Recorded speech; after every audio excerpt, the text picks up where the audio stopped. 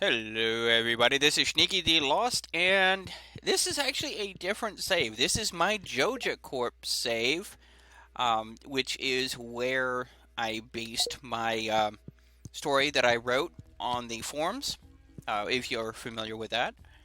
And my waifu Penny. And okay, yeah, that's one of the things that happens when you upgrade your building. Is that can happen. So that's a thing. Um, okay.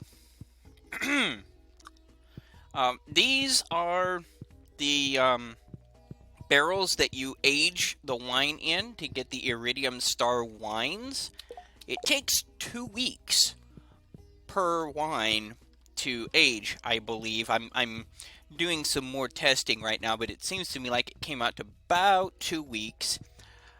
Um, right now, I've got about 60 or 70 down just to see what's going on there with some starfruit wine in there. That's going to be productive.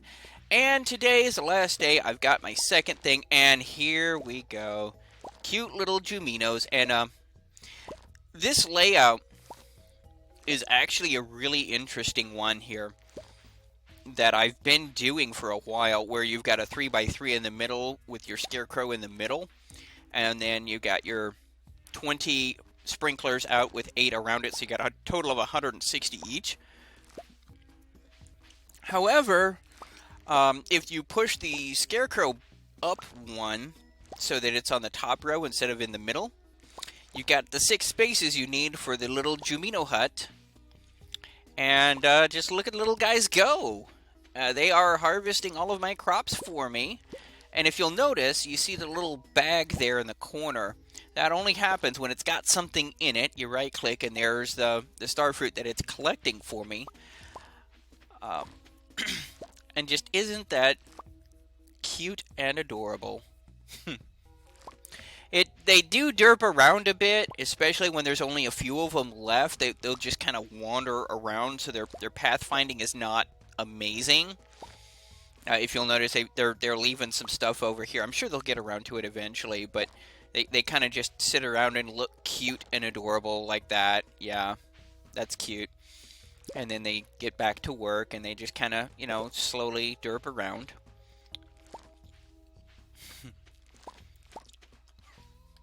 Maybe if we had a fourth one, it might work a little bit better. A fourth little Jumino. That way you get one for each direction. Each one's got its own little quadrant to work on, instead of just kind of spacing them all out like this. They don't work in the rain. Not sure if bug or intended, but that's something to know, that if it's raining, they won't come out here and harvest. So that's kind of interesting. But yeah, this is the last day of summer. All of my starfruit is up and ready to go. And so I'm just letting the little guys go for it. And I will let them do that. We can head up on over here. This is my ancient fruit. You'll notice I've got my last batch up and going.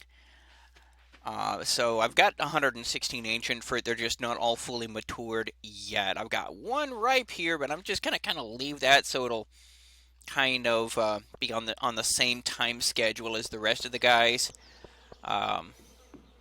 Little bit of an oak resin farm was really useful in getting the kegs that I needed to process everything that'll be coming out of there. Actually, let me show you. There's another new building in 1.1 that we passed by here. These are sheds. And in here, I have 60 brew barrels in here. And as you can see, I did the custom wallpaper and flooring. You can wallpaper and you can floor these places. This is what it looks like without any wallpapering or flooring. This is just the basic standard, but you can do any kind of wallpaper, any kind of floor. You just need one of each done. So that's 120 kegs right there between those two. I've got a little deluxe coop back here. There's nothing in it at the moment. I sold off them all because they were kind of getting a little bit annoying. Over here, I've got a ton of preserves. That's going to be my sideline. You know, I've still got 160 plants per season that I'm growing. That's in addition to the ancient wine that I'll be producing. And so whatever is being grown in the main area and is just going to go straight into the preserve jars. It's a little bit less money typically. For example, right now I've got about 15 peach jelly and some cranberry jelly. I had cranberries in the in here before I had a chance to get all of the ancient fruit in the greenhouse. I had some cranberries just to tide me over. Oh, isn't that cute? And they cleared out this whole thing. So I only need it with this layout. I only need one scarecrow and one little Jumino village for 160 plots. Now I accidentally hit this thing with my pick trying to move this guy around. So I only have 159 this season, but there we go. So, yeah, that's the little Juminos, the new sheds, the new aging casks for the iridium quality. I'm having her build me another shed. I'm going to need 3 sheds. Because remember, I've got about 60 or 70 down in my cellar, and then I'll need another 3 of these guys just to be able to hold all of my aging casks if I want to get everything. So for every ancient fruit, I need 1 keg and 2 aging barrels if I want to keep everything running smoothly. So with 120 roughly, minus the 4 for the iridium sprinklers, but yeah, we're not going to take that into consideration for even numbers. 120 of those is 120 of these, is 240 of the others. So kind of simple math. And that's going to rake in about $750,000 a day, a week. Yeah, something like that. Roughly 390. So, yeah, double that. You're looking at just over $750,000 every week coming in. Not too shabby. Plus whatever we're getting out of the preserves. So that ought to get your extra $250,000 in. So you're looking at about $1 million a week or so out of this setup. Very simple, very, very low maintenance, especially with the cute little Juminos working for me now. Just get it going.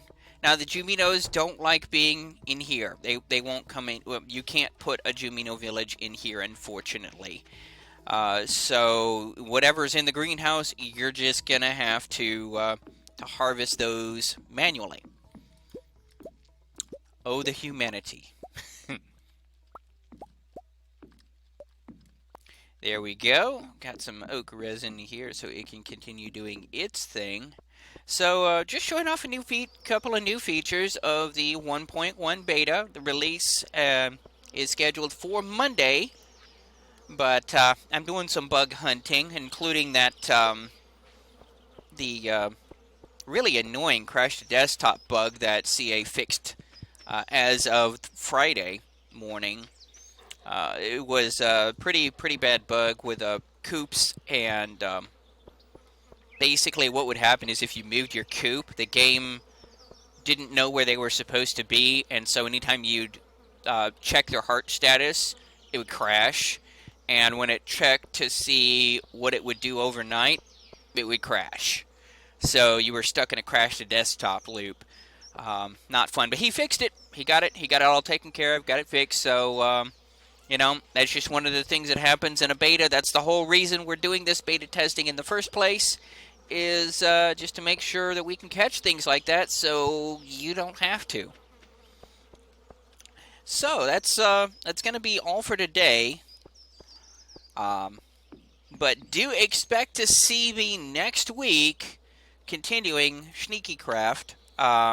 and continuing to do more Stardew Valley. I will start releasing Sneaky Craft Minecraft videos in the near future, so keep an eye out for that. Until then, this is Sneaky the Lost, signing off.